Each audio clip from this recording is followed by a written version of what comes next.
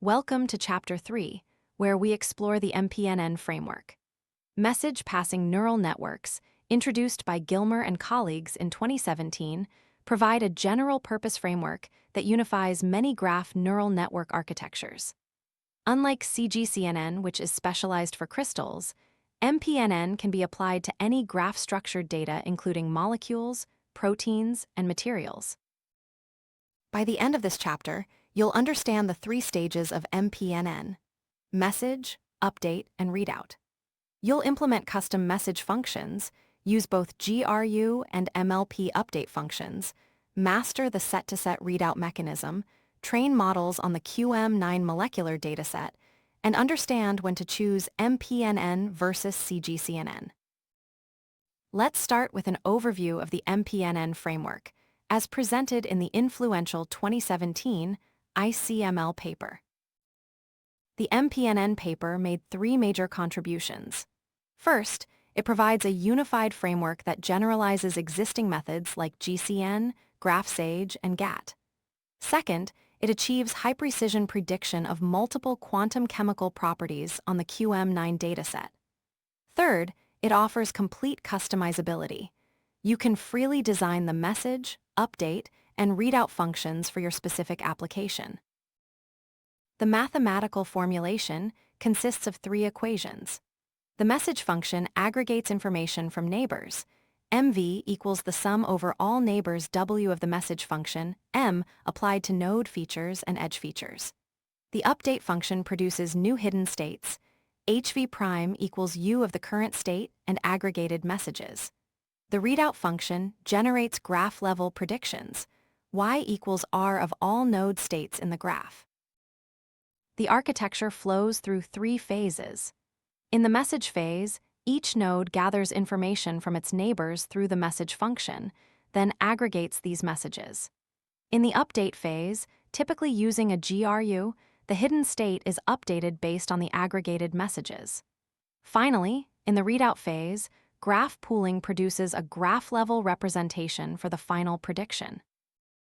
Comparing CGCNN and MPNN reveals their different design philosophies. CGCNN has a fixed edge gating mechanism, while MPNN allows customizable message functions. CGCNN uses residual connections with batch normalization for updates, while MPNN offers GRU, LSTM, or MLP options. For readout, CGCNN uses simple average pooling, while MPNN supports set-to-set or attention mechanisms. CGCNN targets crystals specifically, while MPNN is general purpose. Now let's explore different patterns for implementing message functions. The simplest message function concatenates the receiving node features, sending node features, and edge attributes.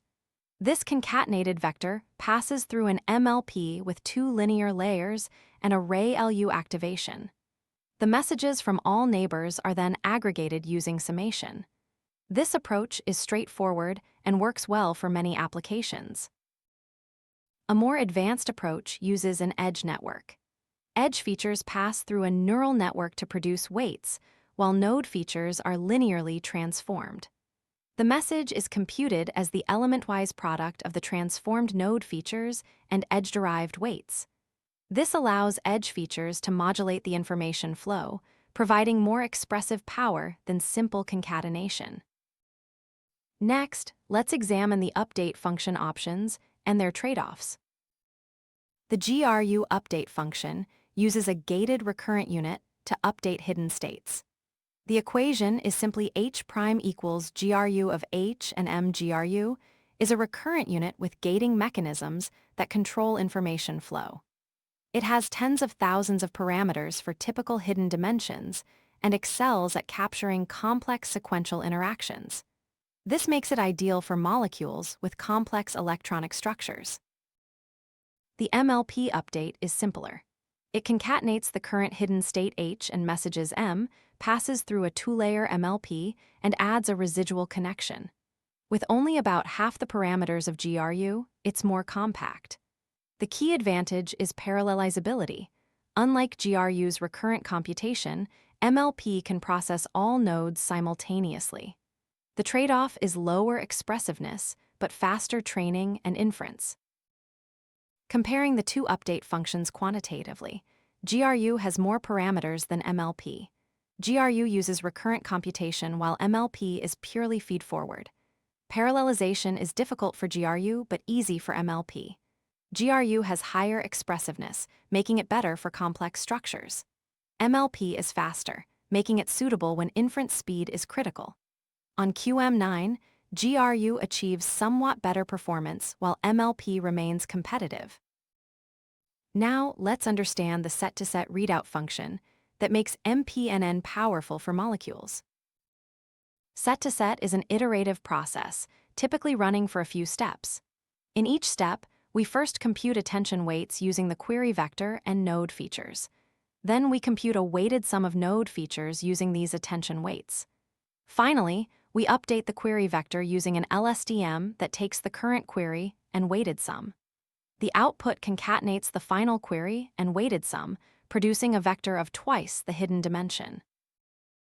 Set-to-set has important advantages. It produces the same output dimension regardless of molecular size, making it invariant to the number of atoms. The attention mechanism naturally emphasizes important nodes like functional groups or aromatic rings. It's also order invariant, meaning the same molecule gives the same representation regardless of how atoms are numbered. The downsides are higher computational cost due to iterative processing and larger parameter count from the LSTM and attention components. Let's put all the components together into a complete MPNN model. The complete MPNN architecture starts with an embedding layer for input node features. Then 3 message passing layers alternate message computation with GRU updates. After the message passing, set-to-set readout produces a graph-level representation. A final fully connected layer generates the prediction. The total model has over 100,000 parameters. Each component, edge network message, GRU update, and set-to-set readout can be swapped for alternatives as needed. Now let's look at the QM9 dataset, the standard benchmark for molecular property prediction. QM9 is a comprehensive dataset containing about 134,000 small organic molecules, each with at most 9 heavy atoms drawn from carbon, nitrogen, oxygen, and fluorine, plus whatever hydrogens are needed to saturate them. It includes over a dozen quantum chemical properties calculated using density functional theory. Key properties include orbital energies like HOMO and LUMO, the HOMO-LUMO gap, dipole moment, polarizability, and zero-point vibrational energy. This dataset from Ramakrishnan and colleagues in 2014 has become the standard benchmark for molecular machine learning. The key quantum chemical properties have physical meaning. HOMO, the highest occupied molecular orbital, indicates electron donating ability. LUMO, the lowest unoccupied molecular orbital, indicates electron accepting ability. The gap between them relates to excitation energy. Dipole moment measures molecular polarity. Polarizability measures the response to external electric fields. All values are computed with B3 LYP density functional theory. For training on QM9, the standard split uses the majority for training, a portion for validation, and the remainder for testing. The loss function is L1 loss, which directly optimizes mean absolute error. Atom optimizer with an appropriate learning rate works well. The target is to achieve excellent predictive performance for the HOMO-LUMO gap, matching the paper's reported performance. Training typically takes several dozen epochs. The MPNN paper reports impressive results on QM9. For the HOMO-LUMO gap, it reports a mean absolute error of about 0.043 electron volts, for dipole moment about 0.033 dBi, and for polarizability about 0.092 cubic Bauer. Those were state-of-the-art numbers in 2017, and they demonstrate the power of the customizable MPNN framework, though later architectures have since improved on them. Let's now compare CGCNN and MPNN quantitatively to understand when to use each. The performance comparison reveals clear patterns. On Materials Project Crystal Data, CGCNN wins. It achieves better formation energy prediction and band gap prediction than MPNN. On QM9 molecular data, MPNN wins. It achieves better HOMO-LUMO gap and dipole moment prediction than CGCNN. Each architecture excels in its design domain. CGCNN excels on crystals for three key reasons.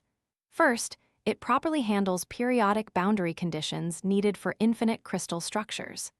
Second, the edge gating mechanism provides distance adaptive weighting that naturally emphasizes nearby atoms. Third, it's optimized for crystal-specific concepts like coordination environment and neighbor shells. Standard MPNN lacks these crystal-specific features. MPNN excels on molecules for complementary reasons. First, set-to-set readout provides size-invariant representations with attention that emphasizes important atoms. Second, GRU update enables sequential state updates that capture complex electronic structures like conjugation and aromaticity.